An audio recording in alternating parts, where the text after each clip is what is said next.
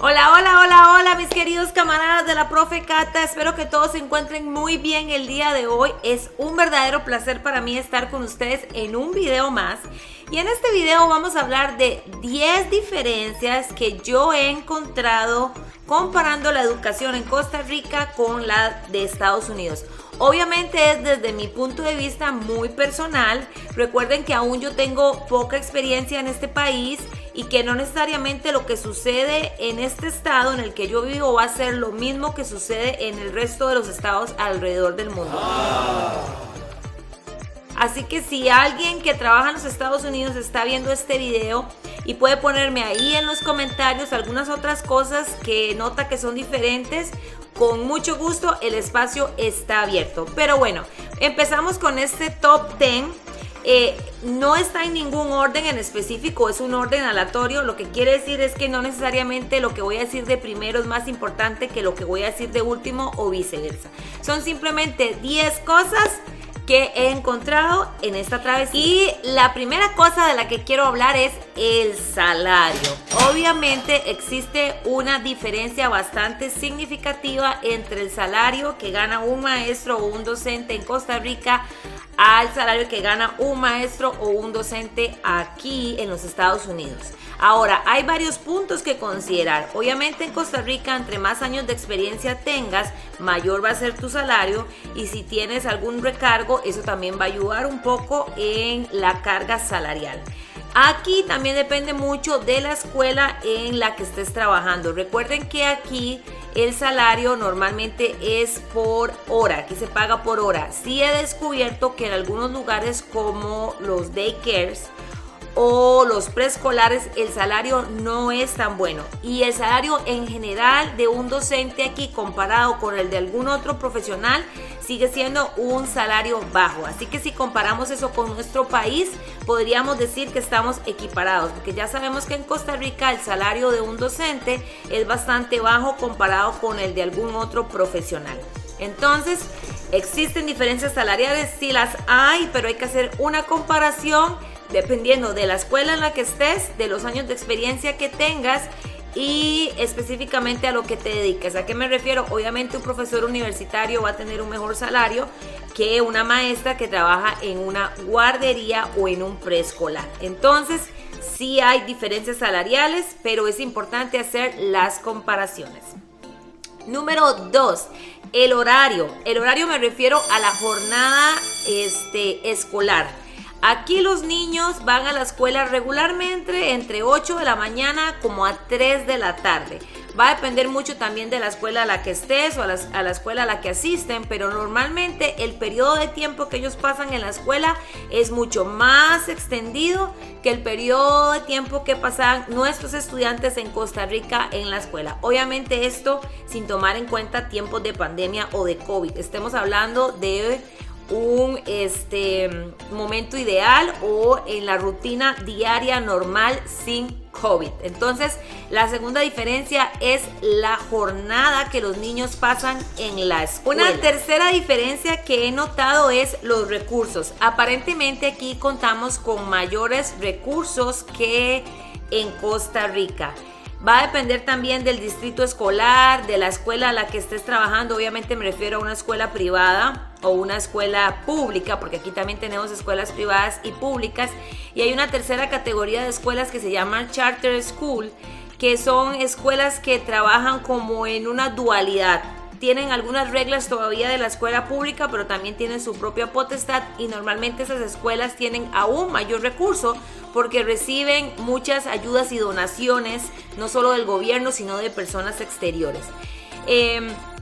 Pareciera que lo que son los recursos y la infraestructura en nuestro país no es tan buena, no en todo lado, ¿verdad? No quiero criticar eso, y también sé centros educativos y lugares donde la infraestructura realmente es muy buena. Pero en cuanto a recursos, yo sí he podido notar una gran diferencia y una mayor ventaja estando aquí. Una cuarta diferencia que he notado acá es la cantidad de entrenamientos que llevan los docentes.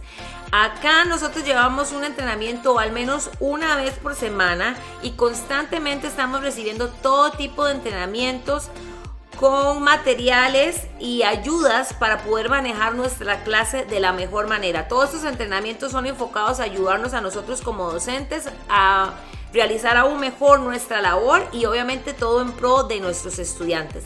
En nuestro país yo recuerdo que sí llevamos entrenamientos también, pero muchas veces algunos de esos entrenamientos se hacen de manera muy precipitada, a contratiempo, y no son tan constantes como la cantidad de entrenamientos o trainings que llevamos por acá. Otra cosa, número 5, otra cosa muy importante que he notado acá es el proceso de reclutamiento. Aquí tal cual no hay un proceso de reclutamiento como el que tenemos en nuestro país. Acá para conseguir un trabajo tienes que mandar tu currículum como mandas tu currículum a cualquier trabajo. Y ellos te van a entrevistar, te van a hacer un proceso de entrevistas y te van a hacer un ofrecimiento. Te van a decir si te contratan o no te contratan. Y ese contrato es de manera anual y puede ser roto en cualquier momento del año sin previo aviso, al menos en las instituciones en las cuales yo he laborado. Obviamente toman mucho en cuenta la experiencia y el nivel académico que hay detrás de cada persona, pero no se lleva un proceso de reclutamiento ni se ganan puntos como lo hacemos allá en nuestro país. Otra cosa muy importante es que para trabajar acá en las escuelas del gobierno o del estado se necesita tener una licencia. Entonces, no es solamente ir a la universidad y sacar tu bachillerato o tu licenciatura, sino que además de eso tienes que hacer un examen del estado y aplicar por una licencia. La mayoría de escuelas públicas la solicitan. Puedes sacar también lo que ellos llaman una licencia de emergencia, que es como cuando la escuela no tiene suficiente personal y necesita contratar gente. Entonces te dan una licencia de emergencia por un determinado tiempo, pero durante ese tiempo tienes que comprometerte a aprobar tu licencia. La licencia consiste en aprobar 4 exámenes: matemáticas, ciencias, estudios sociales, matemáticas, ciencias, estudios sociales y letras, ¿verdad? Entonces son 4 exámenes que hay que aprobar para poder obtener dicha licencia. Una de las cosas que más me llamó la atención cuando llegué aquí es cómo se divide la jornada escolar, y ese va a ser el punto número 6. Resulta que acá, como les decía, los niños van aproximadamente entre 8 a 3 de la tarde, puede variar un poco, 7 y media, 3 y media, más o menos, pero usualmente los niños llegan a la escuela desde muy temprano, desayunan en la escuela y luego empieza la jornada escolar. Tienen algo que ellos llaman el trabajo de la mañana, que ese es el primer trabajo que se hace como para entrar en calorcito, y luego ya viene todo lo que es la estructura para el aprendizaje. No tienen tantos breaks como tenemos nosotros en nuestro país, que tenemos un recreo cada 90 minutos, cada 80 minutos, perdón, porque las lecciones son de 40, sino que después del desayuno y viene el morning work, los chicos pueden pasar en el aula contigo hasta las 11, 11 y media, hasta la hora que les toque el recreo. Solo tienen un recreo al día y eso se distribuye en diferentes horas del día porque toda la escuela lo tiene que tener, entonces puede ser un poco más temprano o un poco más tarde. Tienen obviamente el break del almuerzo, van y almuerzan, pero también van con su maestra y regresan y pasan el resto de la jornada en la clase. Entonces no tienen la cantidad de breaks que teníamos nosotros o que tenemos nosotros en nuestro país. Eso fue algo que realmente me impactó y me chocó bastante. Me costó mucho acostumbrarme a eso. Estoy hablando cuando trabajé en la escuela primaria. Cuando estoy trabajando en el preescolar es un poco diferente. El preescolar se parece más al preescolar que tenemos nosotros en nuestro país, pero en fin, los breaks que hay son muy diferentes, y lo que se hace a veces en la clase es que se hace un pequeño break mental. Entonces se hace una pausa, se canta una canción, se hace algún estiramiento, se hace un pequeño juego y seguimos aprendiendo. Hablando de los breaks, otra cosa muy interesante es la cantidad de breaks que hay durante el año escolar. Recuerden que el año escolar aquí empieza entre finales de julio y principios de agosto, también va a depender de la escuela y del distrito escolar, y termina el siguiente año a finales de mayo, principios de junio. Entonces, supongamos que un niño entra a la escuela en agosto, va a tener un primer break por ahí de a mediados de octubre, que se va a llamar el fall break, el break del otoño. Luego vamos a tener otro break en diciembre, que va a ser el winter break, que ese va a ser de 2 semanas en diciembre. Luego va a venir otro break que es el de Spring, que viene siendo como a mediados de abril. Y luego viene el Summer Break, que ya es el break largo, que es cuando se acaba el año escolar, que es más o menos entre 6 y 8 semanas dependiendo de la escuela. Además de eso, están todos los holidays, ¿verdad? Como el día de Martin Luther King, el Good Friday, que es como para nosotros el Viernes Santo, y algunos otros break que hay aquí, el Día de los Presidentes, el Labor Day, que es el Día del Trabajo, el Memorial Day, que es el Día de los Caídos, etcétera. Entonces normalmente como una vez al mes hay un holiday también que se celebra, entonces esos van a ser los otros pequeños breaks que van a haber. Me parece, tal vez esté equivocada, que tenemos un poco más de breaks que los que hay allá en Costa Rica. Y eso también nos ayuda a que cada cierta cantidad de meses podamos despejar un poquito la mente, que tan necesario es. En el número 8 vamos a hablar de las calificaciones. Yo creo que con las calificaciones sí estamos un poquito más familiarizados, porque cuando hemos visto películas y todo hemos notado que aquí se califica con letras A, B, C, D, F, y puede haber un A+, o sea, una con un más o un A menos, ¿verdad? Una B, etcétera. Tengo que decir que desde mi punto de vista es un poco relativo y un poco tiene que ver con el punto de vista del docente. Me parece que en nuestro país la calificación estandarizada con números es un poquito más exacta o más justificable, por decirlo de alguna manera, y aquí tiene que ver un poquito con el punto de vista del docente. Me parece que es un poco más flexible desde cierto punto de vista y que no encasilla a los niños en un número. Entonces sabes que si tienes una A es una buena calificación, y puede ser que mi compañero también tenga una A y su trabajo tal vez no sea tan bueno como el mío o viceversa, pero no encasilla tanto a los niños en números.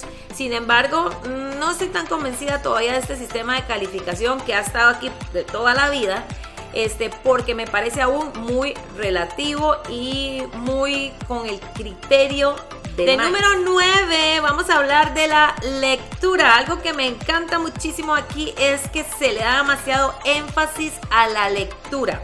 Entonces todo se hace guiado y todo siempre se va a hacer basado a una lectura. Los niños pueden leer aproximadamente un libro a la semana diferente durante todo el periodo escolar. Y de hecho los niños se califican también dependiendo de su nivel de lectura. No solo la fluidez con la que lean, sino su nivel comprensivo de lectura.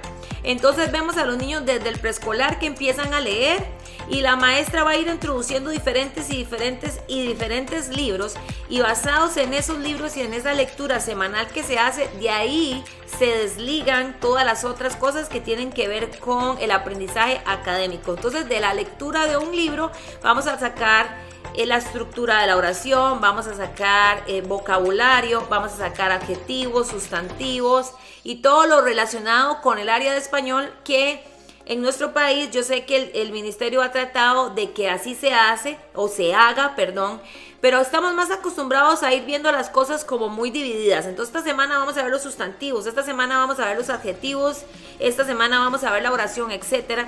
Aquí la diferencia es que como todo se hace basado en una lectura, constantemente se están viendo todos los conceptos integrados, y además se le da un apoyo y se inculca muchísimo el amor a la lectura. Entonces es muy común ver a los niños leyendo desde que están muy pequeños. Y es todas las actividades extracurriculares. Aquí todo el mundo siempre está inscrito en una actividad extracurricular. Entonces hay clubes deportivos de fútbol, me refiero a fútbol americano, soccer, que es el fútbol nuestro, gimnasia, porrismo, baloncesto, voleibol, tenis, etcétera. Ahora clubes deportivos, clubes de lectura, clubes de jardinería, clubes de arte, clubes de música. Las escuelas tienen un programa que se llama Boys and Scout Girls o algo así, Boys and Girls Club también. Y estos niños se quedan después de la jornada normal, o sea, salen como a las 3:30 de la tarde y se quedan normalmente como una hora más, hora y media más en estos clubes.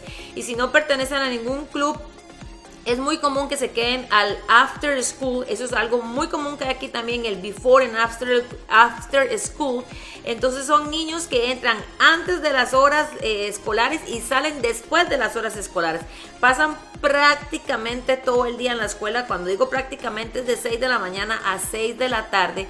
Y lo que se trata con esto obviamente es de ayudar a los papás que tienen que trabajar y ayudar a los niños, ya que tienen que pasar tantas horas en la escuela. Entonces se trata de hacer todo este tipo de actividades que les ayudan a ellos con la disciplina y les ayuda también a entretenerse y a sacar lo mejor de cada uno de ellos. Entonces es muy común que siempre todo el mundo aquí haya asistido o haya pertenecido a algún club, a una actividad extra. Y para finalizar este video, quiero dejar muy en claro que la intención mía nunca es comparar, en el sentido de decir que este lugar es menos que este, o que este es mejor que este. No era ese mi objetivo, o no es ese mi objetivo. Es simplemente que ustedes se empapen a través de lo que yo les estoy contando, cómo pueden ser las diferencias en ambos países, ¿verdad? O cómo yo las he vivido desde mi punto de vista. Sigo creyendo fielmente que la educación en nuestro país es muy buena, es excelente. Yo soy ejemplo de eso, que estudié en escuelas y universidades públicas y estoy aquí trabajando como maestra al mismo nivel que mis otras compañeras. Entonces estoy completamente segura que la educación en nuestro país es muy buena. Estoy completamente segura de la calidad de profesionales que tenemos en nuestro país y de los maestros apasionados que aman su trabajo, y eso también hace una gran diferencia.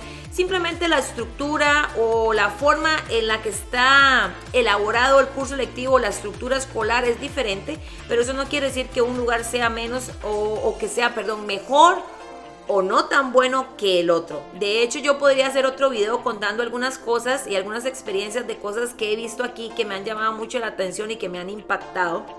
Pero bueno, eso queda para otro video, y simplemente a través de este video les quería contar y comentar cuáles son esas cositas que me han llamado la atención.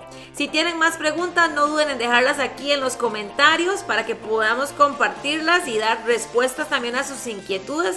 Si les gusta este video, no olviden en compartir y nos vemos a la próxima. Un abrazo, bye.